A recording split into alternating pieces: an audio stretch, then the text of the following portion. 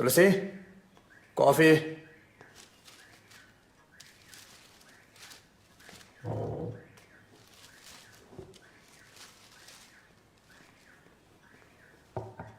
అత్తగారు ఎక్కడ?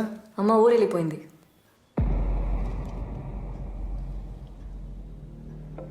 నీతో చెప్పెళ్ళడానికి సైట్కి కూడా వచ్చింది కదా. సైట్కి వచ్చారా? ఎప్పుడు? నేనే వచ్చి డ్రాప్ చేశాను. లేదే, నేను చూడలేదే. నేను కలిసి కదా వెళ్తాను చెప్పింది.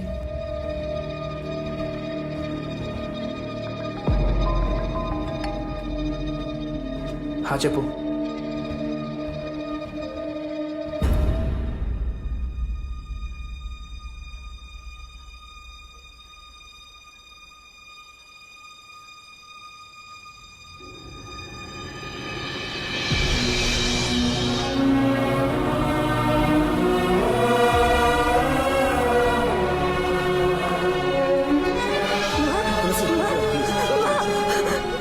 ఎలా జరిగింది?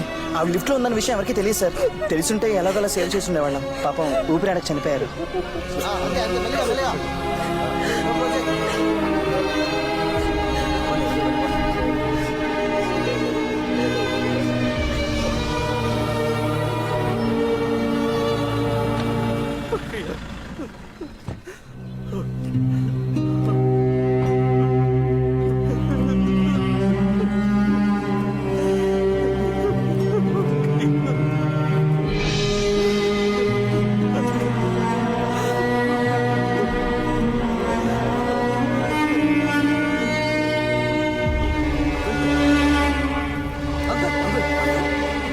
పట్టుకోండి, అంబులెన్స్ ఫోన్ చేయండి.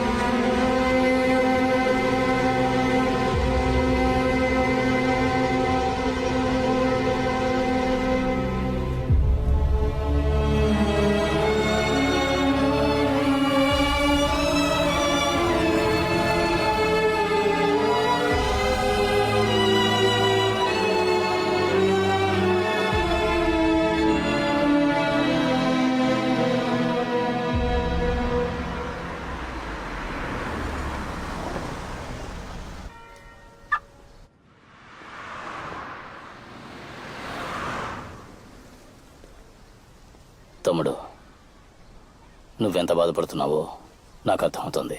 కానీ మీ కుటుంబంలో జరిగిన విషాదానికి నేను కారణం కాదు. నాకు మీ నాన్న మీద కోపం ఉండేది నిజం.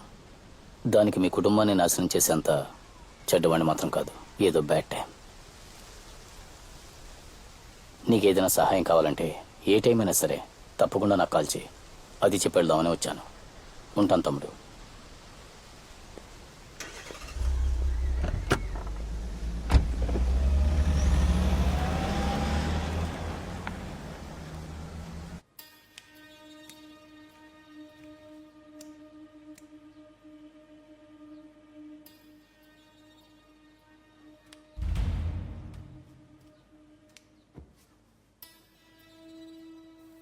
ఇంకెన్ని రోజులు జరిగిన దాని గురించి బాధపడుతుంటావు? ఆ రోజు అమ్మని నేను డ్రాప్ చేసి ఉంటే ఇలా అయి ఉండేది కాదు కదా. అనవసరంగా ఎక్కువ ఆలోచించి నీ మనసు పాడు చేసుకోకు. ఏదైనా జరగాలని రాసుంటే దాన్ని ఎవరు ఆపలేరు.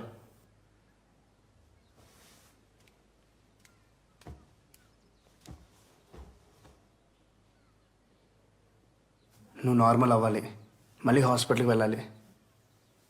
మీ అమ్మగారు ఉండుంటే ఇదే కోరుకునేవారు కదా. నేను మామయ్యని చూడాలి.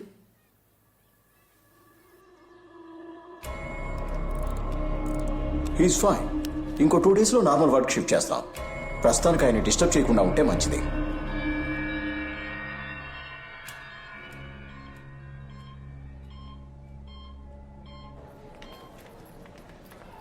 టూ డేస్లో నార్మల్ అయిపోతారని చెప్పారుగా. Don't worry. తులసి, జరిగిందంతా నిన్నే తెలిసింది. ఒకే వారంలో ఇద్దరు ఊహించడానికి కష్టంగా ఉంది.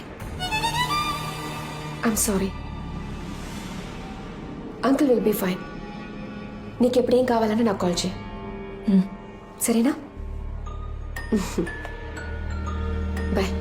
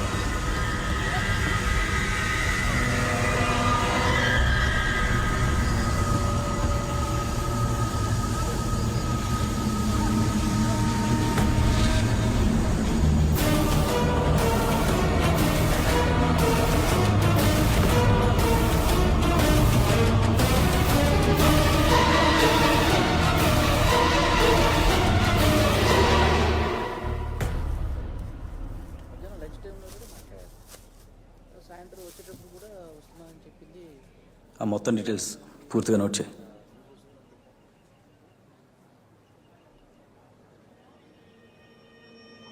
సార్, మీరు ఇక్కడ ఏం చేస్తున్నారు? తను మాకు ఎన్నో సంవత్సరాల నుంచి తెలుసు. మా ఫ్యామిలీ డాక్టర్. నిన్నే హాస్పిటల్ కూడా కలిసాం. ఏమైందో తెలియదు, సడన్గా న్యూస్ చూసి షాక్ అయ్యాం.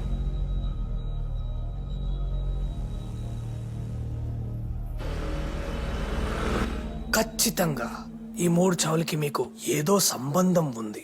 సార్ సార్, ఎవరన్నా సొంత అమ్మని మావని చంపుకుంటారా? కరెక్టే కదా, న్యాయంగానే మాట్లాడుతున్నాడు. కరెక్టే. సార్, ఆ ముగ్గురు చనిపోవడానికన్నా ముందు చివరిసారిగా కలిసింది తులసి గారినే. సార్, అదే కాకుండా ఈ ముగ్గురు కూడా ఒకే ప్యాటర్న్లో చనిపోయారు సార్, ఊపిరాడకుండా. ఇలా కూడా ఒక స్ట్రాంగ్ కోఇన్సిడెన్స్ ఉంది. నాకు తెలుసు, ఐ నో. ఈ ఎస్ఐడి ఇన్స్టింక్ట్ సేస్ ఇది ఖచ్చితంగా మర్డరే. సార్, అవన్నీ యాక్సిడెంట్స్. మరీ చైల్డిష్గా బిహేవ్ చేయకండి. చైల్డిష్గా బిహేవ్ చేస్తుంది నేనా? ఆ హంత కూడా. అసలు ఆ డాక్టర్ చచ్చిపోయినప్పుడు కార్ డోర్లు ఉన్నాయి కదా, ఆ 4 డోర్లకి చైల్డ్ లాక్ వేసాం, కానీ దాంట్లో చైల్డ్ లేదు. వై? ఎందుకు? ఫ్లోలో వచ్చింది. Super sir. దీనికి మీ దగ్గర ఆన్సర్ లేదు కదా? I know, because I'm police. హంతకుడు ఎవడైనా సరే వాడిని అరెస్ట్ చేస్తాం. ఎంత పెద్దవాడైనా సరే చట్టం ముందుకు తీసుకొస్తాం. ఉరి శిక్ష పడేలా చేస్తాం.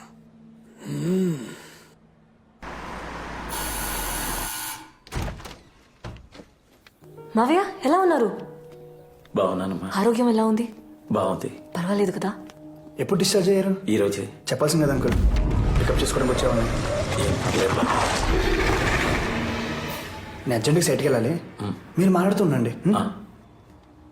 బాయ్. ఎవరు చేసిన పాపమో మన కుటుంబాన్ని అతలాకుతలం చేసింది. బాలస్వామను పూజారు ఉన్నారు, ఆయనతో పరిహారం చేద్దాం. వద్దు మావయ్య, కృష్ణకి ఇలాంటివన్నీ నచ్చవు. మీరు చిన్నపిల్లలు, కొన్ని విషయాలు మీకు అర్థం కావు. ఇవన్నీ మన పరిధిలో లేని సంగతులు. బాలస్వామి ఇంటికొచ్చి యాగం చేస్తే చాలు, మనల్ని పీడిస్తున్న దుష్టశక్తులని మనల్ని విడిచి వెళ్ళిపోతాయి.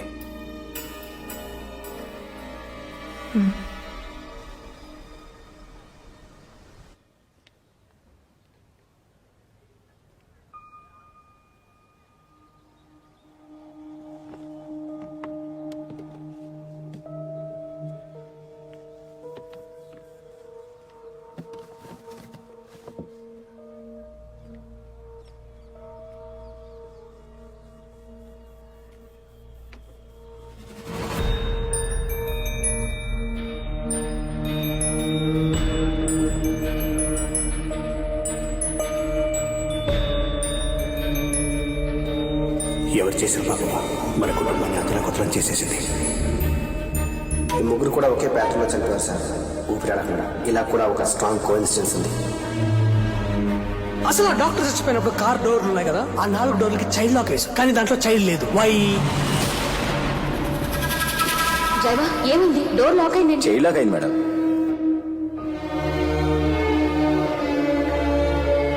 ఆ ముగ్గురు చనిపోవడానికన్నా ముందు చివరిసారిగా కలిసింది తులసి గారినే. వస్తావా? Bye, take care.